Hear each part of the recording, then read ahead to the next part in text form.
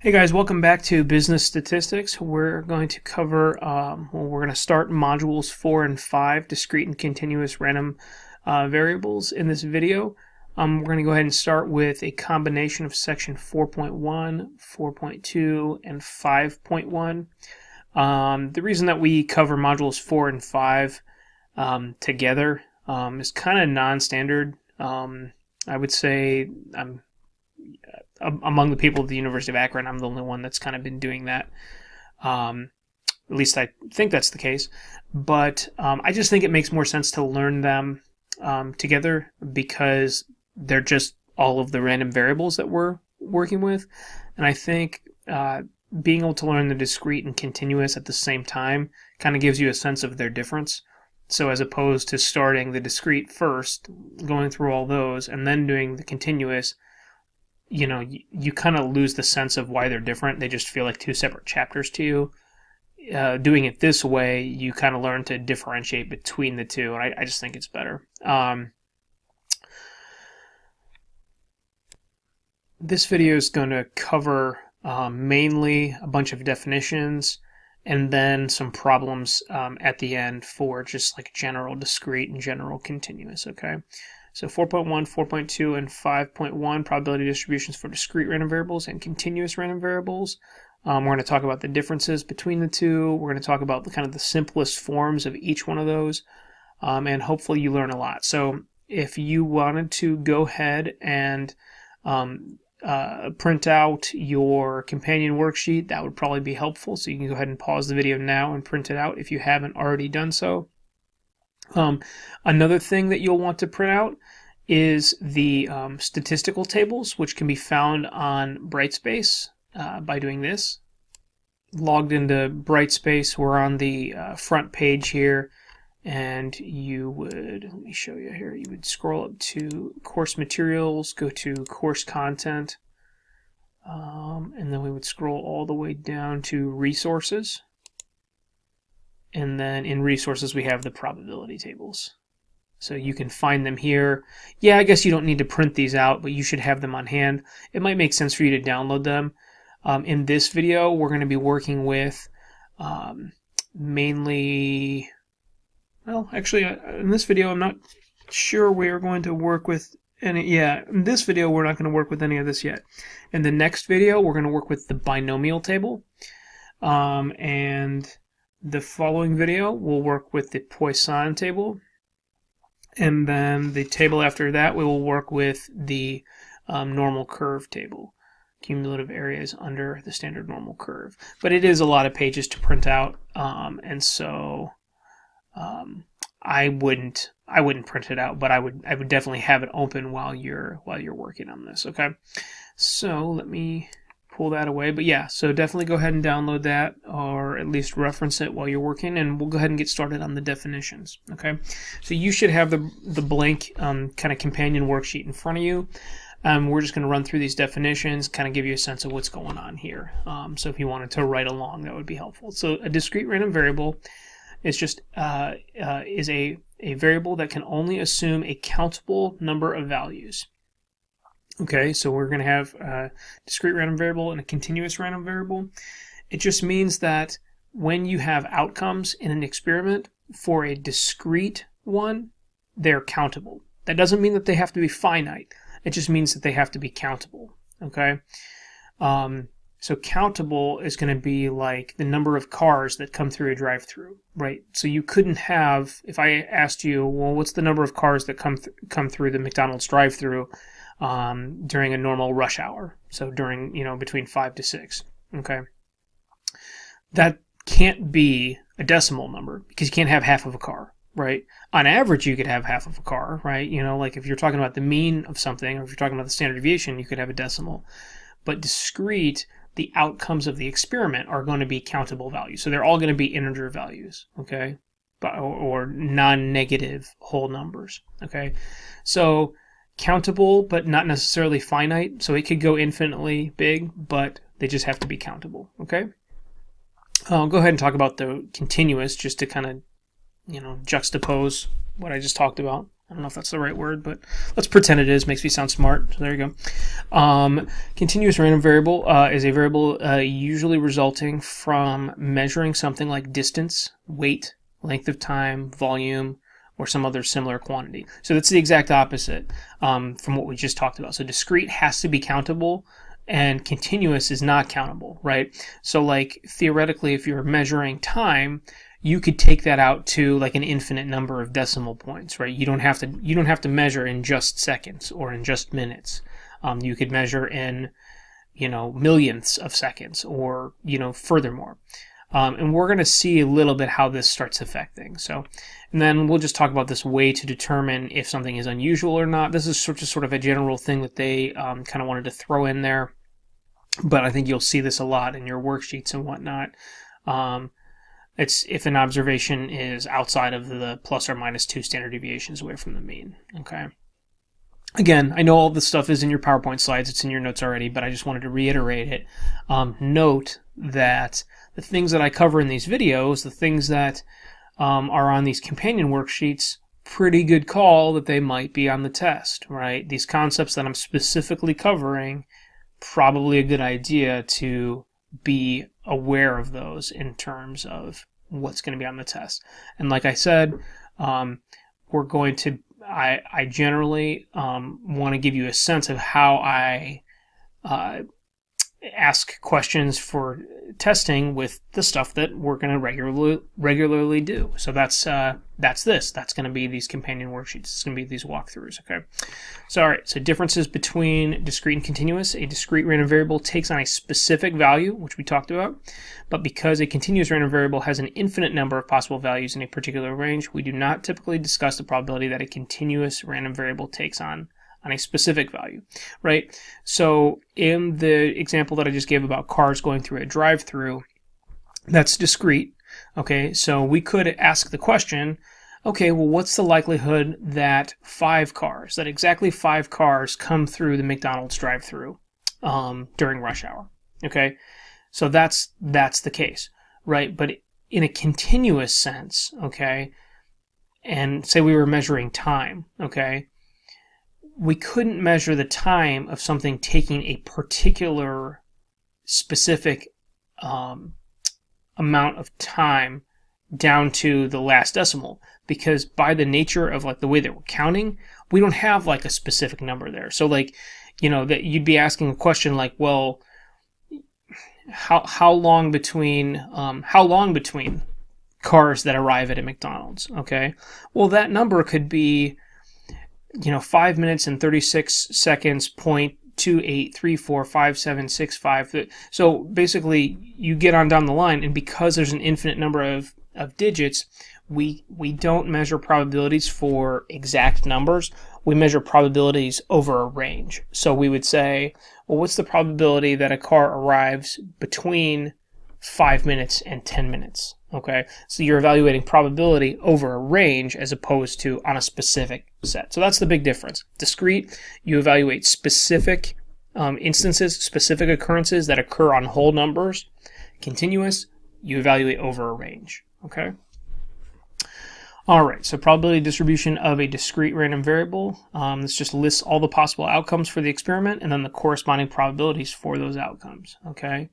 The expected value of a probability distribution, or the average, or the mu, we call it. Remember the symbol mu? We'll see that in a little bit.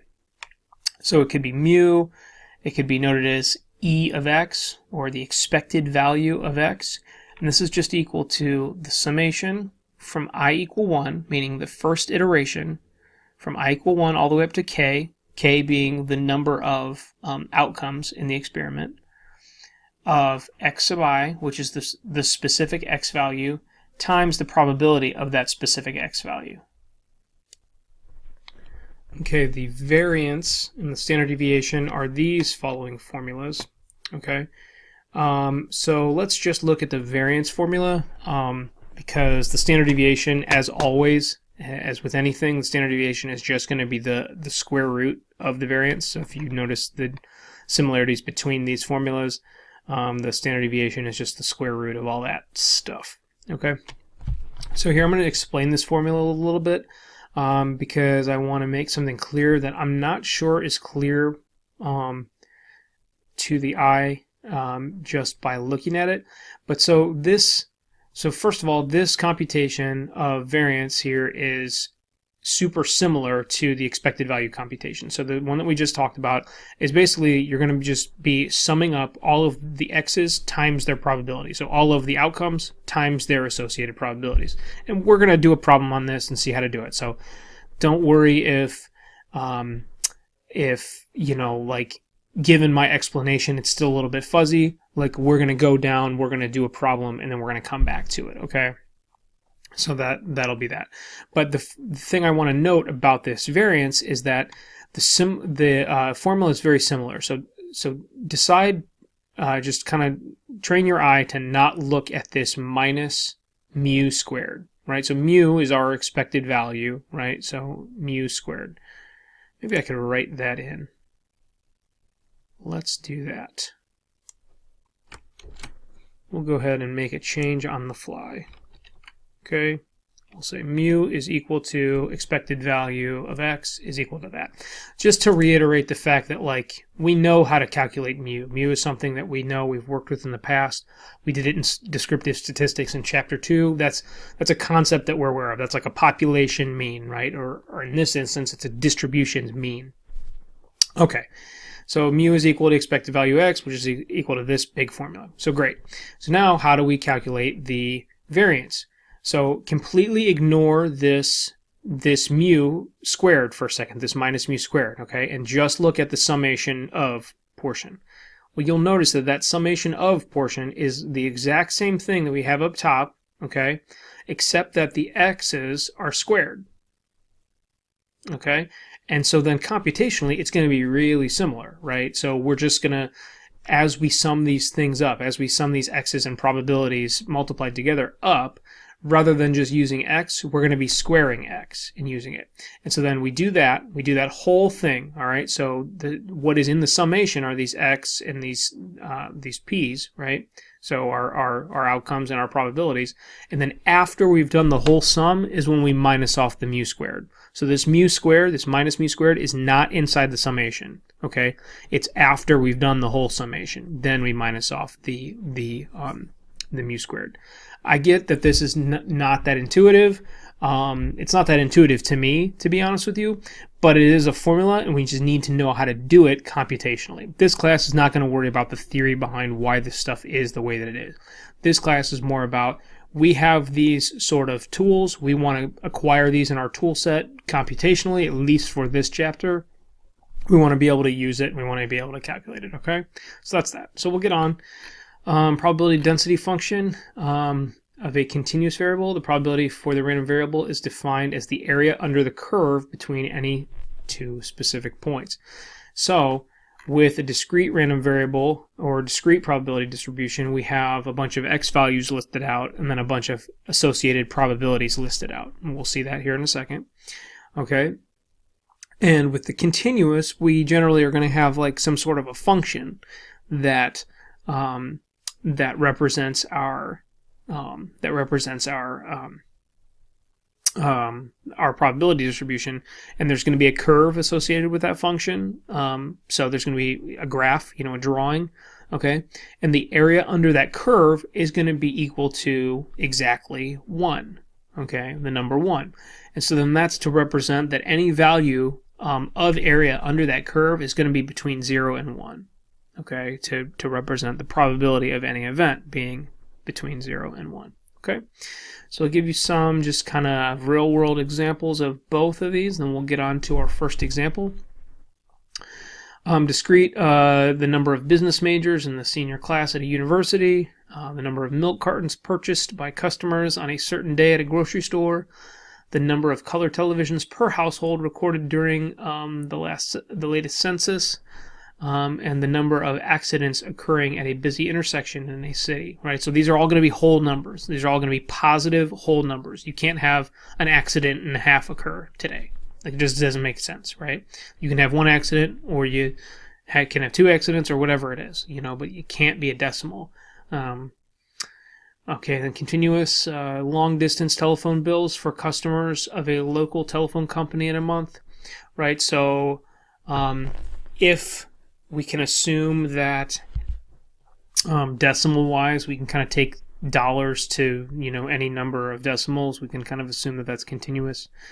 Another cost, total cost of purchases made by customers at a grocery store in a particular week, that's more continuous. And the average daily stock price of a software company over the last 2 months. Okay, so we're going to get started on a discrete portion, and we're going to do that by using an example. Okay, so go ahead and get your pencils ready, and follow along, please. Okay, so the statistical abstract of the United States contains a variety of information based on the census as well as other sources. This includes the number of persons living in a household. The following table summarizes the data. Develop the probability distribution of the random variable defined as the number of persons per household. Okay. All right. So what we're going to do is we're going to write out what the probability of having one person in a household is, okay? The probability of having 2 people in a household, that sort of thing, okay? And the way that we go to do this is, I'd say, fairly intuitive.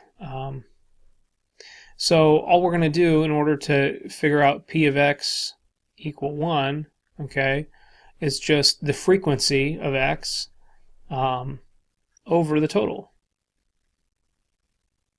okay? And so that's going to imply we have 31.1 million over 116 million. Okay, and then the answer to that is going to be that. Okay, and then we would evaluate for X equal 2. All right, and so then we look up there and we have 38.6 million, and we divide that by the total as well, and that's going to equal 0.3328. We do similarly for 3, and what do we get? 18.8 over 116, and that's going to give us 0.1621. So on and so forth. This is how we're going to march down this list. You can go ahead and do the rest on your own. I'm just going to go ahead and input the values that we have. 621, 397, and go ahead and when you work through these, just check to make sure that you got the same answers or very close to the same answers that I got, and then we will move on here to the next problem. And then note that the total probability of the whole thing is equal to 1. Alright, so this is going to move us on to the next portion. Ooh, I just bumped the mic. This is going to move us on to the next portion of our calculating the expected value and the variance. Okay, so let's see if I can copy paste those in. Perfect. So I just went ahead and I put in the probabilities. Okay, so we got these from this last table. So if you were to go down and calculate the rest of these, cool. All right, so we go to the next table. And now what we're doing is we're going to start this summation process. And we're going to go ahead and do them at the same time. So this first column here, let's see if we can get this to work. This first column here is for purposes of calculating the expected value, or the mu. The second column here is for calculating the variance. Okay. Note, this is not the formula that we looked at, right? The formula was this whole thing minus a mu squared, right? But so this mu squared comes off at the end. So this table, is for purposes of computation. It's for purposes of calculating. It's not like that, like for instance, like at the end here, we're going to get a mu value in here, but at the end in this second column, we're not going to get the variance because we still need to minus off the mu squared, okay? So here's what we do. So I'm going to go ahead and do the hand calculation, and then you're going to see how that works. But so we see this, that's supposed to be sigma, and that's sigma of x times p of x don't worry that I don't have the sub i's in there, but you know what it is. So it's I equal 1 all the way up to k. Okay, k is going to be 7 in this regard for us. Okay, and then this is just going to be equal to us starting this thing out, right?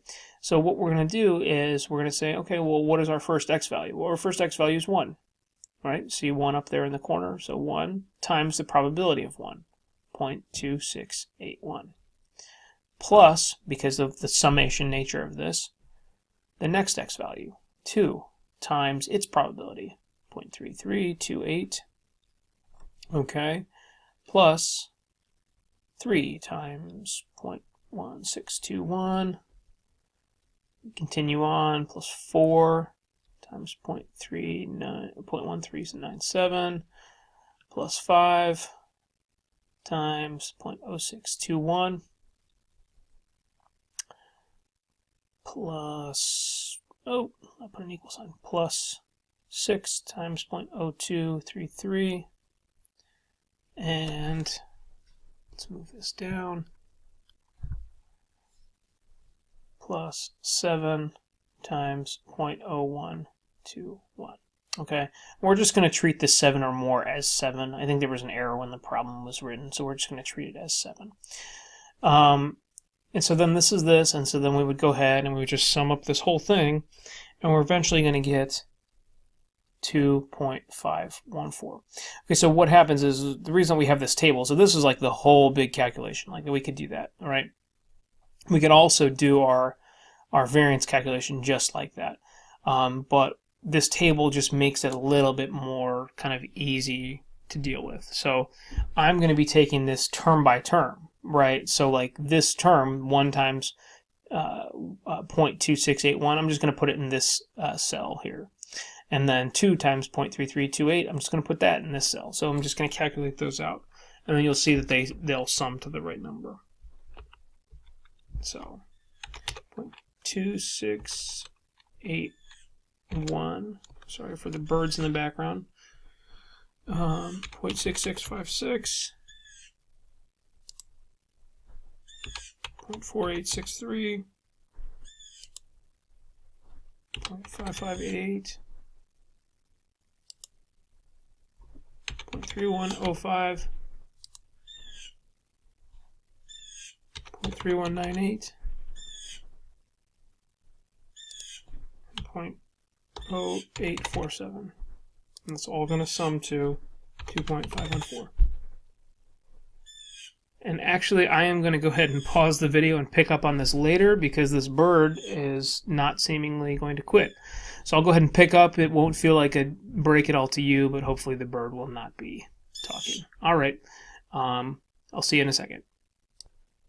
Okay, I am back after a hiatus caused by a bird. I actually don't even know if you guys could hear that on the in the sound background, because when I listened back to it, I could not really hear the bird. But okay, enough about the bird. Let's talk about business statistics and how to calculate variance. Okay, so what we just did is we went ahead and we kind of, in both forms, we kind of did a formulaic form of calculating the expected value, or the mu. So this is mu, this whole thing, or the expected value of x. Okay, and so now, and so we did the formulaic form, which is down here. We did the tabular form, which is right there. They're both the exact same thing, as you can see. One is just putting it in a table and kind of listing them vertically. The other one is just kind of writing them out as a line. Either is fine. I think the table makes it more organized. You know, probably makes it a little bit easier to work with. But so yeah, let's just look at now how to start the variance. Okay, so we'll do the summation from from I equal 1 all the way up to k. So k is going to be 7 for us. That's the number of data points that we have, or the number of categories, experimental outcomes, that sort of thing. So the summation from x squared, or summation from 1 to 7 of x squared times p of x. Okay, so this is like the exact. So So this is just our computational form, right? We're going to go ahead and minus off this mu squared up here at the end, okay? But this is going to be our big computational form here, okay? So basically, this is going to look very similar to the last one. So it's going to be the x value 1 times 0.2681 squared. And then 2 times I'm sorry. It is not that. It is not 0.268 squared. It is 1 squared. 2 squared. So all we're doing is we're squaring the x values. Sorry. So 328 and 3 squared times 0.1621 and 4 squared times 0.1397 and 5 squared times 0.0621 all the way through 7. 6 squared times 0.0233 and 7 squared times 0.0121. So we do this, and for each term I'm just going to put them in the table because it makes it easier to calculate. So the first one's not going to change.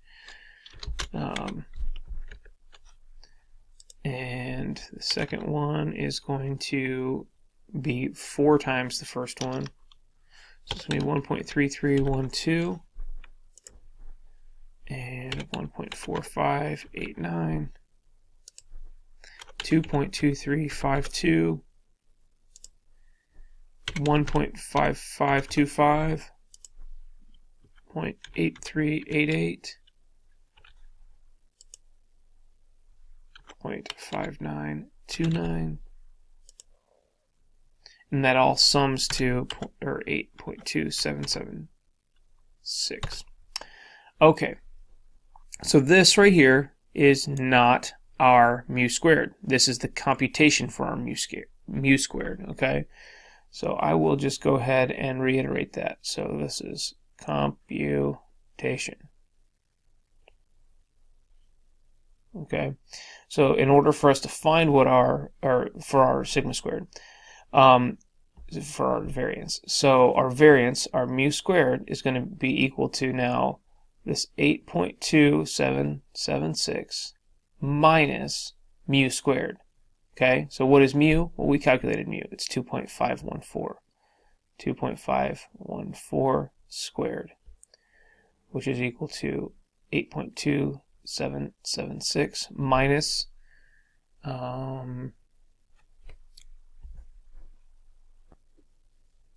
6.3202, and that is ultimately going to equal 1.9574.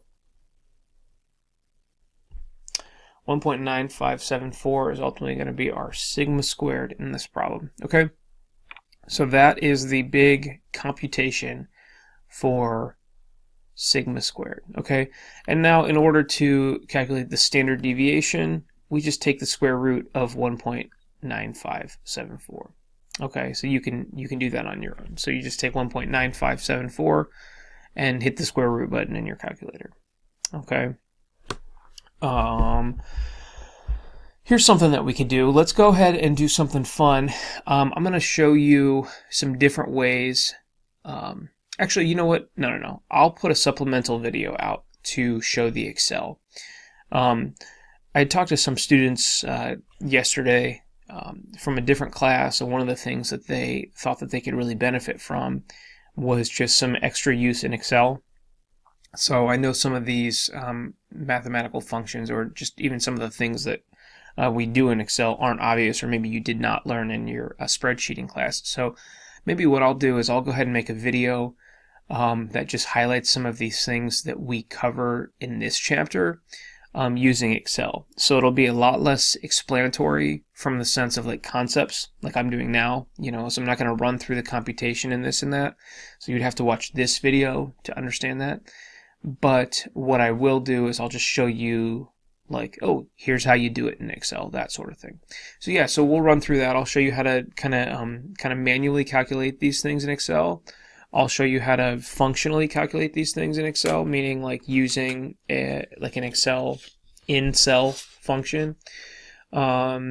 And we'll look at some of these other distributions that are to come, like the binomial and the Poisson and normal and that. Okay, sounds good. All right, let's get on with the rest of the video. All right, so still in this video, I know this video is running long, so I apologize for that, but got to get through it. We're going to move on to the continuous uniform distribution. And that is just defined as if the graph of its probability distribution is a rectangular shape and can be completely defined by its minimum and maximum values. So that's the uniform distribution. And then I added that all outcomes are then viewed as equally likely over the range of the distribution. Okay, so I'm not going to really elaborate on it too much from that. I'm just going to show you an example and kind of explain as we go. Okay, so let's just do this example, and I'm sure it'll kind of become more obvious as to what we're talking about with the example. But as always, if you're confused on any of this stuff, I want you to ask me questions. I want you to send me emails. I want you to post on the discussion board. Any way that you can kind of get a hold of me, get a hold of your peers, or if it's fine if you just want to work on your own, that's okay. But like use the resources that you do have available to you. Like the internet and YouTube and this and that, but really I am here to answer your questions. So if any of this is confusing to you, please let me know because I would like to help. Okay, cool. Alrighty, so the amount of gasoline sold daily at a service station has a uniform distribution with a minimum of 2,000 gallons and a maximum of 5,000 gallons. Alright, find the probability that daily sales will fall between 2,500 and 3,000 gallons. Find the probability that at most it's 4,000 gallons. Find the probability that at least it's 3,500 gallons. So what we should go ahead and do prior to getting started here is I'll go ahead and write down some of these formulas for you. Okay, so some of the formulas here, well, let's write the probability formula. So we have the probability that x is between C and D is equal to D minus C over B minus A. Okay, it's fine that doesn't mean much to you at this point. That's all right. And then we have the variance of the distribution is equal to sigma squared is equal to B minus A over the square root of 12, and mu is equal to A plus B over 2, and that's that. So we'll get on to now what this distribution looks like. Okay, so with a uniform distribution, it's going to look like a rectangle no matter what. Okay, so it's going to be flat. And then the area under the curve is then representing, and when I say the curve, in this case, the curve is going to be a shape. It's just going to be a rectangle.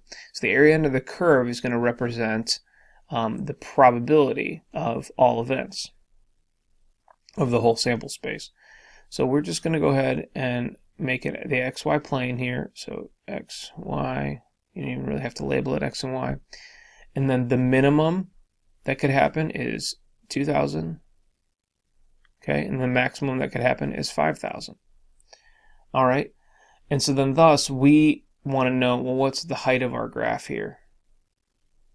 Think about what the height would have to be in order for this area to be 1, right? So this length on our x-axis is 3,000, right? So from 2,000 to 5,000 is 3,000 units. So we just say 5,000 minus 2,000, we can see that that's 3,000. So then in order for the rectangle to be equal to 1 area-wise, we would need a height of the reciprocal of this, 1 over 3,000. Okay, so this is a rectangle, so like obviously I didn't draw it to scale, right? but this is a rectangle with length 3000 and height 1 over 3000. Okay, and now you'll notice that this uniform distribution, this continuous uniform distribution, is very theory based and not based in a lot of reality. Like, in fact, I can't think of any really good examples, or really any examples of at all, where like a uniform distribution is something that we use in real life. This is mainly to introduce you to the absolute simplest form of continuous random variables, and to get you acquainted with the idea of like probability being an area under a curve. Okay, so that's the whole point. So we take something where all events are equally likely, right? That's the simplest form. And then, okay, well, we need to calculate area under a curve. Well, what's the simplest way to do that? Well, we have a shape. We have a rectangle. That's very simple, right? That's the simplest way. We can all break a rectangle down, okay? And if some of this is, if you forget some of it, that's fine. We're gonna show you how to do it, okay? All right. So now we've got our distribution set up, our picture set up. So let's just get on to A here. Find the probability that daily sales will fall between 2,500 and 3,000 gallons. Okay. So let's look up at our formula. So this is the probability that X is between C and D. So this is C is less than X is less than D. But what that really just means is that X is between C and D, right? You can see that. But mathematically we write it C is less than or equal to X is less than or equal to D. Okay. So that is saying the probability that X is between, that the event occurs between these 2 points. And that's equal to D minus C over B minus A. B minus A, or B and A, are the upper and lower limits of our distribution. So A is going to be our 2,000 and B is going to be our 5,000. Okay, so this is how we calculate this. This is a very simple formula, right? So we look at the problem A and it says find the probability that daily sales will fall between 2,500 and 3,000 gallons. Okay, so this is the probability that 2,500 is less than X is less than 3,000. Okay, so that's that. So we know that this is C and D. And so we have a formula for that. So it's D minus C over B minus A. So D minus C over B minus A. So we end up getting 500 over 3,000, which is just 1 over 6, or 0.666, repeating, okay? That sort of thing. So that's that. That's all we got to do. Okay, so now we get on to the next one. Find the probability that daily sales will be at most 4,000 gallons, at most. So what we're going to do here is we evaluate the bottom of the range up to 4,000 gallons. That's what the at most means, right? So we just take the bottom of the range and we stick that in for C, right? So we're saying probability that at most it's going to be 4,000 gallons. So we think about it like this. Well, it's going to be 4,000 here, right? Well, then we would just put in, well, what's the bottom of our range? The bottom of our range is our minimum of 2,000. Okay, so we just go ahead and do that. And so it would just be our 4,000 minus our 2,000 all over our 5,000 minus our 2,000. And that would be 2,000 over 3,000 equals 2/3, or 0.666, a bunch of sixes in a row. Okay? And I know that there is a quicker way to do this, or I shouldn't say quicker, like this is the full mathematical probabilistic way to do this, but I know that it feels easier than it looks, right? So like you might be wanting to take a shortcut when you go to solve these problems. I would just encourage you not to like make shortcuts on tests or anything like that, because it's hard for me to give you partial credit if you don't show all your work. The more you put it in the form that we cover in class, the easier it is for me to understand that you understand the concepts, and for me to give you partial credit on the test, okay? All right. Find the probability that daily sales will be at least 3,500 gallons. So this is like the exact opposite of 2. So at least, so the probability that 3,500 gallons is less than X. So it's going to be at least 3,500 gallons. Well, and then we just take it to the top of the range. So then we say 5,000 minus 3,500 over 5,000 minus 2,000, which is 1,500, over 3,000, which is 1/2, or 0.5. Well, guys, so that covers continuous uniform distribution. Like I said before, let me know if you have questions. I'm here to answer them. I want to help. I know that some of this stuff can look a little bit confusing and overwhelming, and so then you just gotta get into the materials and you gotta study hard, and that's that. So this is a class that takes a lot of work, but I am certainly here to help you guys. All right, thanks so much. See you next video.